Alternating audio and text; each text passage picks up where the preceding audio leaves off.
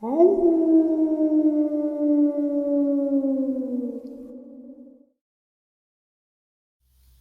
greetings and salutations, everyone. I hope everyone is still doing well. Let's finish this night off right, shall we? Before we get into it, though, a couple links. As you know, I rely on Patreon, PayPal, channel membership, and the merch to help the channel to continue to grow and go. Links to Patreon, PayPal, and channel membership is in the description below. The merch is displayed directly under the video. Also, Dogman Frightening Encounters, Volume 1 through 3, the audiobook versions. They were written and researched by Tom Lyons, narrated and produced by me, Jeff Nadolny. Those audiobooks are available on Audible, Amazon, and iTunes, links to which are also in the description as well. And finally, last but definitely not least, if you'd really like to help support this channel to continue to grow and go, simply subscribe. It does not cost you a cent. Click that like button. It takes half a second. If you don't want to miss out on any of the informative uploads I put out daily, click that bell icon, and folks, please leave a comment. Why? Well, because all of these things, they really do help this channel to continue to grow and go, and yes, folks, they definitely do matter. Now, everyone, I have taken far too much of your time. Let's jump in to this final bonus upload of the day, shall we? Today's first encounter. Hello, I live in Portage County, Ohio, and the area I'm going to tell you about is the country township. There's one blinking traffic light and a lot of woods, lakes, and farms. Every night I would take my granddaughter, who was 9 years old, for a ride down all the back roads to see if we could spot some deer. One night we were coming down a road with no houses, as it was with most of the roads around this area. We're coming down on a part of the road that had a back end of a Christmas tree farm on the right with deep woods and a creek on the left. We were driving slowly so we would see deer if there were any, since it was a common place to see them. All of a sudden, from out of the trees on the left, a huge, and I mean this thing was a good 7 to 8 feet long, wolf-like creature came loping across the road not 20 feet in front of us. I say loping because it ran so awkwardly, like it didn't normally move on 4 legs. Like if you or I got on our hands and feet and tried to run. There was something so odd about its back legs. The best way I can describe it was almost like they had an extra bone or a joint to them. I stopped and stared in disbelief at this point, and my granddaughter said, "Grammy, what is that?" Like I said, it was long, black fur, thin but long-legged. Its chest was huge, like a pit bull's, only much bigger. Its tongue was hanging to the side. I didn't notice any teeth, nor did I recall a tail. I was so intent on those back legs. It loped, but pretty fast, across the road and disappeared into the woods. I know it was not a coyote, and there are no wolves in this area. Now, I am a country girl. The woods and the beasts in them have never given me any concern, but watching this thing move across the road gave me such a feeling of dread it actually left me with a kind of sick feeling. I have to add that this area is a hot spot for Bigfoot sightings. They go back for decades. The house we lived in was surrounded by woods, and a railroad track ran through them behind it. About a mile back, there was an old Indian burial mound, and only a handful of the old-timers knew about it. Past this was a Bigfoot habitat or hunting area. I say that because they had built an enormous corral out of 20 to 30-foot trees, all locked within each other and in a semicircle. It was marked with a huge X made of giant trees. The back of this area butted up against a very edge of one of the lakes. There are at least 3 large lakes that all connect, and I believe that is how they traveled between areas. One winter, after a big snow, I had left work and went to my friend's to stay the night. At 6 a.m., my daughter, who was 16 at the time, called me and told me I needed to come home right now to see something. She wouldn't say why. I had to get there fast. When I got home, she said our dogs, who were in the fenced area off the back of the house, had started going crazy that night. She looked out her window on the second floor but didn't see anything, and the way the pups were carrying on, she was too scared to go outside. Then she showed me the footprints. At the base of a huge catalpa tree was the first one, then another about 6 feet from that. They continued like that for a ways, and then it had turned and walked to the dog fence. Here the prints sort of shuffled back and forth, and then they continued through the yard and across the road into the woods, getting even further apart as it went. These prints had toes. They were not that long, maybe 8 inches, and they were narrow at the heel and slightly wider at the top. There were also very obvious claw prints. Bigfoot or Dogman, I don't know, but whatever it was, it walked on 2 legs. One last thing, I took my granddaughter and my grandson for a drive around the lake one night. We stopped because a deer went tearing across the road. It wasn't rut season, and I was wondering what scared it. When all of a sudden, my granddaughter grabbed my arm and said, "Grammy, go, go, go!" I looked at the spot where her eyes were focused on, and there were 2 bright red spots about 10 feet up in the thick brush. I just looked at them, wondering what they may be, and then they blinked. That was that. We got the hell out of there. Today's second encounter. July of 2020, my buddy and I decided to go shooting at night in the woods near Placerville, Idaho, near an old mining facility. This will be important later. The exact coordinates are 43.94, 36, 52, 65, 37, 38, 99, dash 116.013, 4217, 6045, 823. The entire drive up there, which I would assume would have been 10 miles, I was getting really bad vibes. But I didn't really say anything because I figured I was being a little bitch. Anyway, we get up there, clear that mining house with rifles in hand, then throw up some music and chill out for a bit. The entire time we're up there, it's pretty quiet. I'm still on edge because it's at night in the middle of the woods, in an area I've never been to. And I still have this sixth sense type of feeling like something is not right. My buddy says, okay, let's do some shooting and reloading drills. Buddy goes first, aims at the brim where the coordinates are, and fires 2 shots. The moment the second shot is fired, I hear something scream loudly from the tree line behind us, where the mining house is. It sounded demonic, like a cross between an elk, bear, and wolf dying. I say, fuck this, and book it back to the truck. My buddy turns around and unloads into the direction the scream came from. I hop in the truck, put my rifle up in the window in the direction the scream came from, and cover him from the truck while he runs back at it. At which point this thing screams at us again. I fire some shots in the direction. My buddy hops in the truck and we start.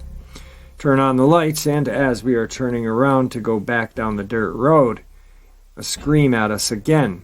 Only this time it sounds like a dog. We both look at each other and are collectively, what the fuck is this? What is this? We're making our way down the mountain. He's driving one-handed with a pistol in the other, and I have my AR pointed out the window. We don't hear any more screams, but the entire vibe feels like you are near death and being hunted. So, sort of very primal. I need to fight or die feeling that I have never experienced before. I still get chills thinking about it. Instead, we notice more weird shit. The moon had turned red. I have no explanation for it to this day. And there were weird lights in the forest, like orange orbs floating. On another ridgeline, there is no one out there. And we eventually get back down to the main highway where the moon has since turned back to its normal bluish white. My friend is an ex-Marine and combat veteran. I'm a seasoned outdoorsman. We cannot explain what happened. I've told this story a few times to close friends, and they have all pretty much told me the same thing. Whatever happened that night defied logic because it either was not of this world, or some sort of actual paranormal being or cryptid, or we were just super spooked by some animal and our mind was filling in the gaps. North America is a big place, and I personally believe there are creatures out there that we still do not know of in the more secluded parts of the continent. When we got back to Boise and began telling some of his friends about the situation, many of them said there is a Yeti or something up there, so who knows? I should also note that after shooting at it, my friend said he heard footsteps coming towards us, like it was running, and it was huge. There are mines up there, and other people who have gone to the area report feeling that same uneasy presence. It could be some undiscovered subterranean nocturnal species that is taking people, which is why people disappear without a trace. Who knows? Today's third encounter. This incident occurred in 2007 in the wilderness of Reptillian National Forest in New Mexico. I'm from New Mexico and was raised in Roswell, so this area I have visited several times prior with no issue. On this trip, I was with a group of maybe 10 people. We were 2 days into our trek with several more to go. For those of you who are not familiar with Gila, it's a stunningly beautiful area with trails that follow a winding river that carves through a canyon. There are high cliff sides jutting up hundreds of feet through some parts of the canyon and dense brush. Overall, it's very isolated and has an odd vibe to it in certain places. I've always associated that with the fact that it's an area with ancient Native American history dating back to at least 9,600 BC that I know of, or maybe even further. Lots of crazy stuff has happened there over the years, to be sure. It has a compelling history. On this particular night, we're camped in an area where the river makes a U shape as it wraps through the canyon. It was a fun day.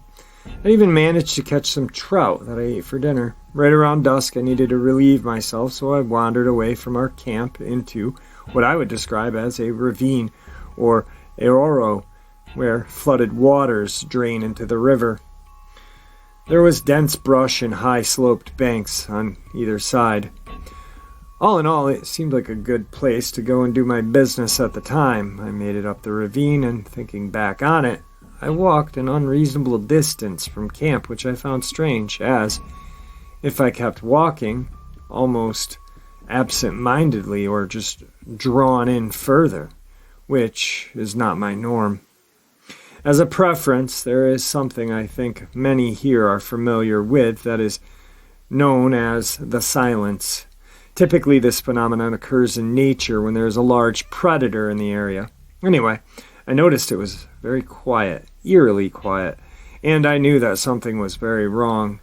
When I say quiet, I mean the silence was deafening, if that makes sense. By this time, it's nearly completely dark, and I'm out of earshot of camp. Alarm bells instantly start blaring in my brain and gut. My hair stood on end. I noticed a strange change in my perception, likely caused by the twilight phase change, but the light around me seemed to become shrouded in a shadow quite suddenly. It was almost like someone had one of those sliding dimming switches for a light bulb. You know that feeling you get when you're sitting somewhere in public and you just feel like someone else is looking at you? That's what happened, suddenly and instantly. A few moments later, I heard a loud and distinct crack and an odd rustling from 30 feet away. Above me in the brush, it sounded like a person walking where no person should be. It sounded like human footsteps cracking twigs. I was petrified to make a move, but finished my business and stood as confidently as I could muster facing the direction of the sound. I was unarmed, and knowing what I know about predators, I didn't want to make myself appear any more vulnerable than a kid alone in a ditch in the dark. I've had encounters with bear, mountain lion, etc., but this felt so much different. I didn't have the high ground, figuratively and literally. I called out loudly, "Hello!" A few seconds passed, and the rustling continued in the distance. Silence, with no response back after a few moments. At this point, I felt beyond vulnerable and terrified, unreasonably terrified. In hindsight, and after researching, I often wonder if infrasound played a role. With my hair standing on end, I took a few steps backward, and that was when I noticed the eyes about 20 feet away, above the bank of the ditch, was a pair staring directly at me. I was in shock for a moment as it was near where I heard the crack, slightly iridescent-looking eyes high above me in the bank, high enough that they had to either be a massive creature or a large creature in a tree branch. The silhouette did not make any sense. But shadows play tricks on the eyes and mind. I can't be sure it wasn't a large owl or something like that. But the circumstances and general feeling make me believe otherwise. The silence and heaviness in the air was totally wrong and hard to explain. Instinctively, I backed up as slowly as I could, facing those eyes. And that's when I heard another crack above me to my right. This made me lose my shit, as the noise was much closer. At this point, my fight or flight kicked in, and I turned and sprinted as fast as I could. Breathless, I made it back to camp and told my friends I thought there was a possible large predator in the area, and we should make sure we bear bag and take precaution. Thinking back on it, it could have been a mountain lion or a bear. Who knows? One thing I know for certain is that I felt like I was in absolute danger and all of my alarm bells were screaming to get the hell out of there. It still freaks me out all these years later.